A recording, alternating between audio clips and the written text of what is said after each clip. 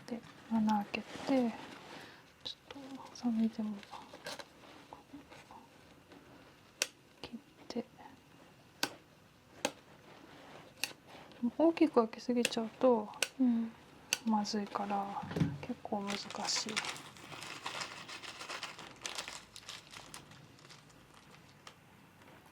間違えたらもうおしまいです。もう間違えたら。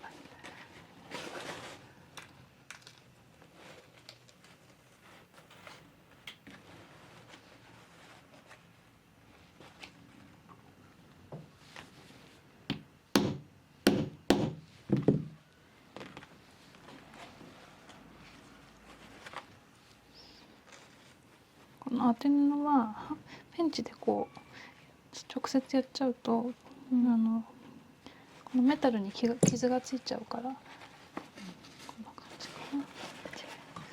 綺麗。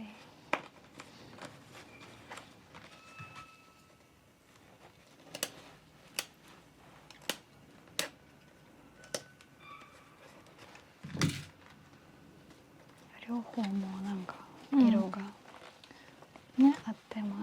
ゴールド。爪が強くないとできないもんね。本当だ。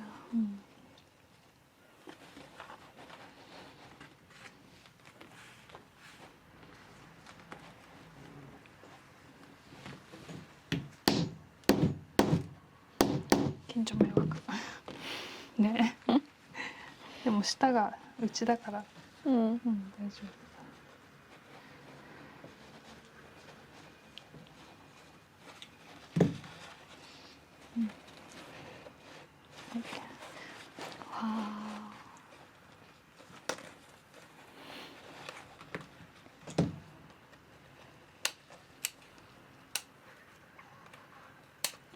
めっちゃなんか早くやってますよね。千恵さんも何年間やってますか？私もう20年ぐらい縫ってます。すごい。20年。日曜日以外は毎日今回で作ってる。日曜日は休むって決めてる。ごめんね。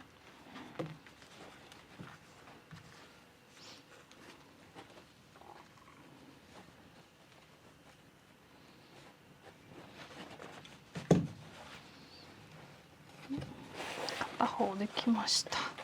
そしたら反対側もなので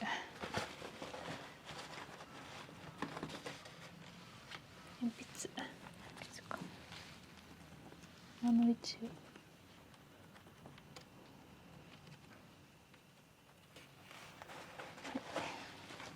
綺麗にできました。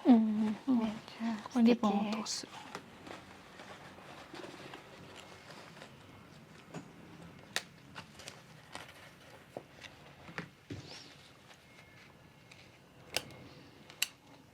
そう、the rest of it。これから先は全部一緒。同じことをあと5個やります。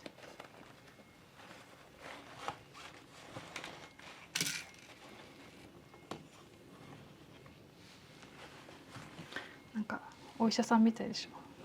なんかこう注射器メス。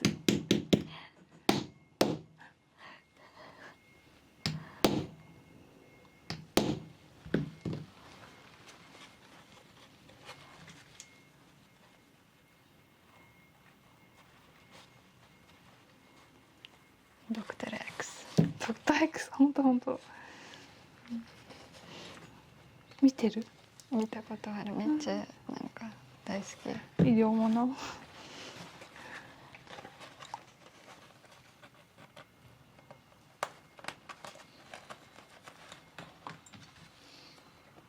そんな衣装を今見つけるのは難しいですよね。才能が高い。そうね。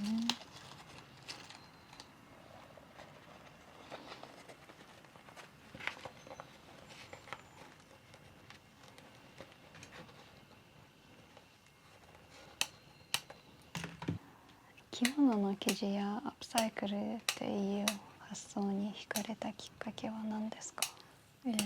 ともう20年ぐらい縫ってるんですけど、多分数年前2017年ぐらいにあるお客さんから着物を渡されて、この生地で縫ってくださいって言われたんです。でそれまで私着物とか全然興味がなくて、自分で着るのも成人式ぐらいだったんだけど、なんかそれを見て生地すごい素敵だなって感動しちゃったんです。なんかこれもそうだけどすごいいろんな模様とか入ってて、しかもシルクだしすごい綺麗で、なんかそのお客さんのお仕事終わった後に自分でタンス屋っていうこの着物のリサイクルのお店に行って買ってきました、着物で。それからすごいハマっちゃった。なんか一回一回この使う生地が違うから作ってても飽きないし、楽しい。綺麗になりますよね、なんか。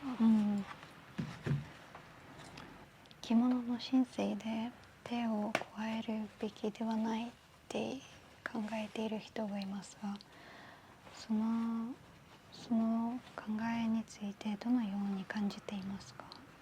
もちろんそういうふうに考える人もいると思うんですけど、私はなんか使わないでタンスに眠ったままの方がもったいないし、いっぱい使ってあげた方がいいと思うので、私は使い続けたいと思います。これほどけないようにするためです。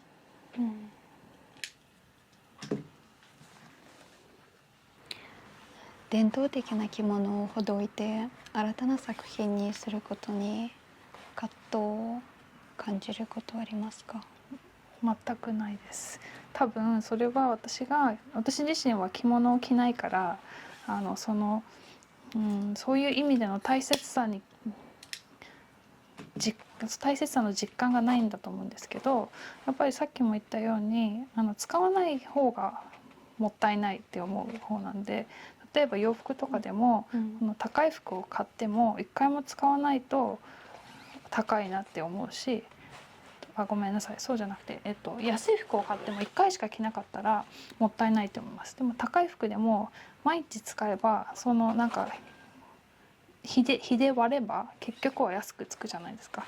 それと同じようになんかこういっぱい使ってあげることでなんか費用対効果が上がるので、全然葛藤はないですっていうと、なんか着物大好きな人に怒られちゃうかもしれないけどでもリメイクしてすごい喜んでくれる人が結構いるので、それは私も嬉しいです。そんな綺麗なものを作るのができるのは、私もいいと思います。ありがとう。めっちゃ素敵。